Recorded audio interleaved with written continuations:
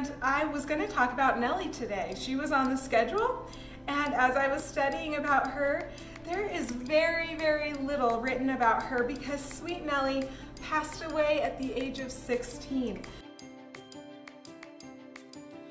Hello, welcome to another week of Mix It Up, Black History in the Restoration, where we mix up our recipe while we mix up the restoration by learning about early Black members of the church. I am Taylor Ricks, and today we are going to be making a super simple recipe. I probably say that every time, so what does that tell you about me? I like it nice and simple. But it is a really simple recipe for honey glazed chicken while we learn about William Henry James. So just really quick about the chicken, I just do some chicken breasts and I cut them into tender strips. Then you just drop them in a Ziploc bag that has about a cup of flour, some onion powder, salt and pepper, and just shake them up and lay them flat in the bottom of your pan. You'll bake them at 350 for like 15 minutes, then pull them out, flip them over, we pour this sauce over it, bake them until they're cooked through, and that's literally it. This sauce was originally, like the recipe said, to make it on a stovetop. I make it in my Pyrex, throw it in the microwave for like a minute, stir it up and pour it on. And you can make the sauce while it's cooking in those first 15 minutes, which is what I'm doing. So simple. Okay, so since we have that out of the way, let's learn about William.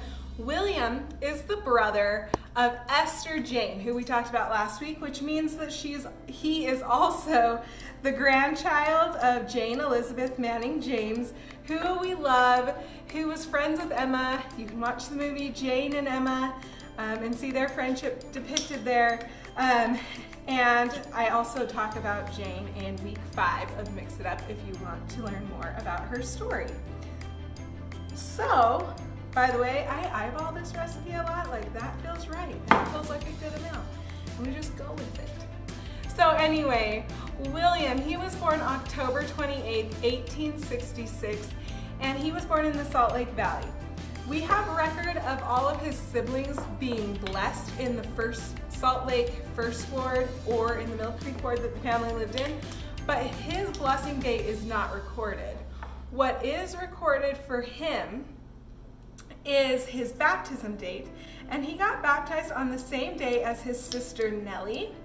And I was going to talk about Nellie today. She was on the schedule, and as I was studying about her, there is very, very little written about her because sweet Nellie passed away at the age of 16. So really all that we have written down about her is the fact that she was baptized at the same time as William, and that is it. And so that is so sad. I don't even know how Nellie died, which is unfortunate because she was so young.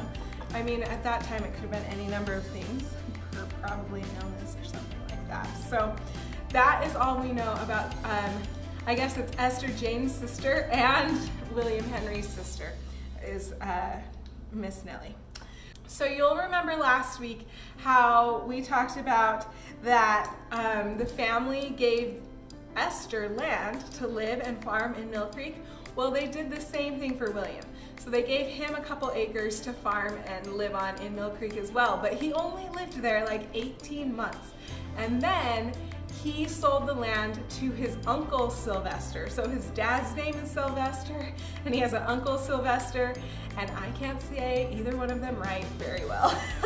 So he sold the land, he moved to southeast Idaho, and we've talked about other Black members of the church who did a similar thing.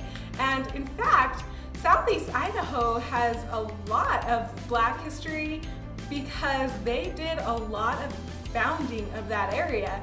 In fact, William lived really near Abraham Flake. If you remember Green Flake, and you have seen the movie Green Flake coming out, Abraham is Green's son, and so they probably knew each other. In fact, Green lived with Abraham towards the end of his life, and so it's pretty likely that William and Green and Abraham all knew each other as they were farming in pretty much the same area, and some of the only black men in the area, so it's most likely that they knew each other and possibly were friends. So he lived there. In 1900, they did a census report. He was single at the time of that census report and was working and living there. And I think that it's really interesting because if you remember the story of Greenflake, he came to the Salt Lake Valley a year before his slave owners did, much like a few black pioneer men. And they came and they built the homestead and started the farm and got everything ready for their owners. Then their owners came and they were able to just like basically kick them out of the house, move in, take over the farm. And they obviously, as the slaves, probably still helped on that farm, but all they had to do was worry about walking here from winter quarters, and they just stayed back an extra year. So Green was one of the men that did that. In fact, many records suggest that he's like the first one to have ever planted a seed here in Utah, and he rode with Brigham Young much of the way here. So I find that to be quite interesting that Green had such a pivotal part of growing the Salt Lake Valley, and many people don't know who he is. I'm so grateful for all the work that has been put into the Greenflake movie, especially by Molly Bonner. If you follow him, you can see everything about that.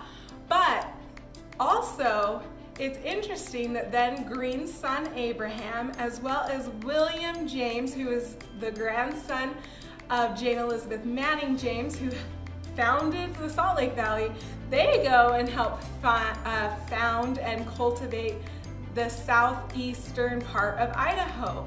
But neither group are really given the, I guess you could say, the credit, the standing,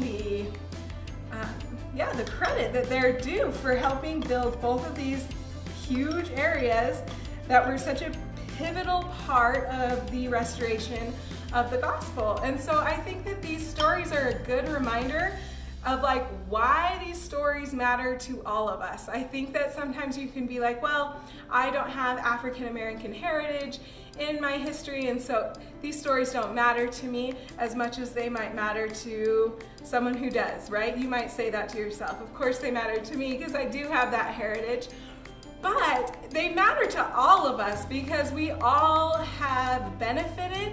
Whether you live in Utah or Idaho or not, we've all benefited from the sacrifices of these early pioneers. And some of our black pioneer ancestors did, dare I say, a significant portion, if not most, of the work. And really just like getting here with absolutely not a single building and doing the same thing again in Idaho. And we've talked about other men and women who did the same thing in Southeast Idaho and did the same thing here in the Salt Lake Valley. And so that is why these stories are important to all of us, because we all have benefited, but we have kind of lost some of these stories. They've been forgotten or are not retold, but their contributions are absolutely pivotal. And so it's important to study those.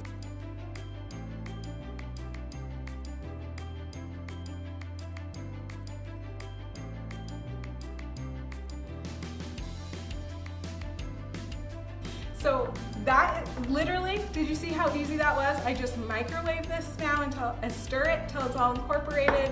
And when it's halfway done cooking, I will flip the chicken, pour it on, cook it the rest of the way. It's that easy, but it's so, so good. So thank you for coming to week 21 of Mix It Up, Black History and the Restoration.